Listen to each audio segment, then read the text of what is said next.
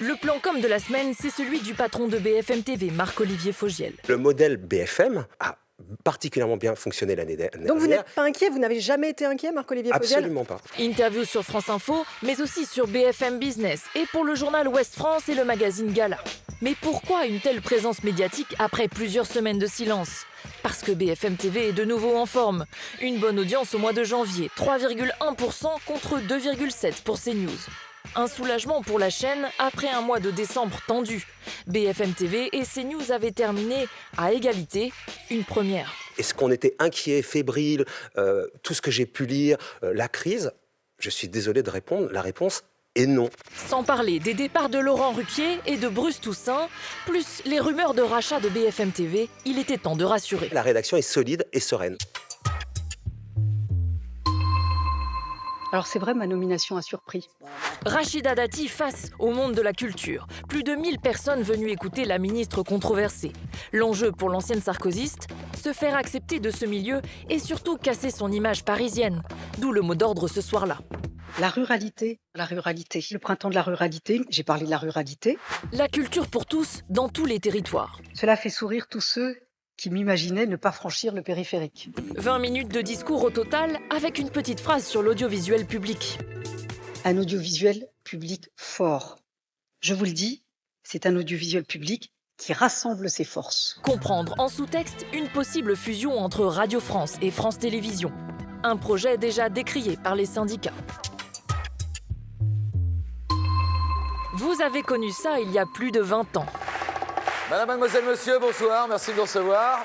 Mercredi, vous allez découvrir ça sur France 2. C'est le nouveau challenge d'Hugo Clément. Marcher dans les pas de Jean-Luc Delarue avec sa nouvelle émission « Nos grandes décisions ». On va conseiller des Françaises et des Français qui se posent une question, qui ont un choix important à faire dans leur vie et qui ont besoin d'être aiguillés soit par des spécialistes, soit par des gens qui sont déjà passés par ce type de situation. Et à travers ces questionnements individuels, qu'ils soient d'ordre privé ou professionnel, l'idée c'est de parler des débats de société qui traversent la France aujourd'hui. Dois-je acheter un smartphone à mon enfant ? Dois-je avoir recours à une vasectomie ?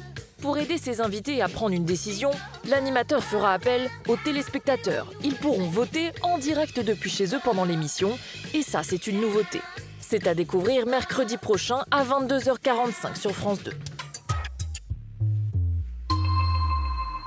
C'est le retour de la cérémonie des Victoires de la musique vendredi prochain. Nouvelle édition et nouveaux présentateurs annoncés par France Télévisions. Léa Salamé et Cyril Ferraud. Un duo inédit, star des samedis soirs de France 2. Et cette année, grand changement. Plus de diversité dans les artistes nommés. Jamais le rap n'avait été autant présent dans les catégories et les profils des nommés sont très variés. Exemple pour le trophée de l'artiste féminine de l'année, Aya Nakamura, aux côtés de Véronique Sanson.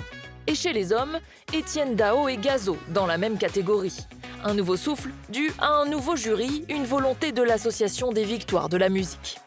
Il y avait beaucoup de critiques de journalistes qui étaient très défavorables et il y avait une petite musique interne à la filière musicale qui étaient des critiques sur le manque de diversité, sur l'entre-soi, sur même un petit côté parisien. Donc il fallait corriger, il fallait réformer parce que si on ne réforme pas après, on va dans le mur. Les Victoires de la musique, c'est vendredi prochain à 21h10 sur France 2. La célèbre présentatrice de télévision Élise Lucet a été à l'origine d'un scandale retentissant lors d'une émission télévisée en direct. Cette vidéo ressemble à un extrait du JT de 20h de France 2, sauf qu'elle est trafiquée. La voix de Laurent Delahousse a été clonée, jamais le journaliste n'a prononcé ces mots. Des faux reportages qui circulent sur les réseaux sociaux, on en a retrouvé des dizaines comme celui-ci. Le but, rendre crédibles des arnaques en ligne, utiliser le sérieux des émissions journalistiques pour extorquer de l'argent. Je vous ai déjà donné toutes les clés pour gagner de l'argent rapidement. Tout ce dont vous avez besoin, c'est d'une connexion Internet et d'un lien pour vous inscrire. Pour l'instant, la technologie reste imparfaite, la voix encore robotique. Mais comme toujours avec l'intelligence artificielle, c'est à la fois bluffant et effrayant. Vous pouvez en savoir plus en lisant l'article et nous passons au sujet suivant.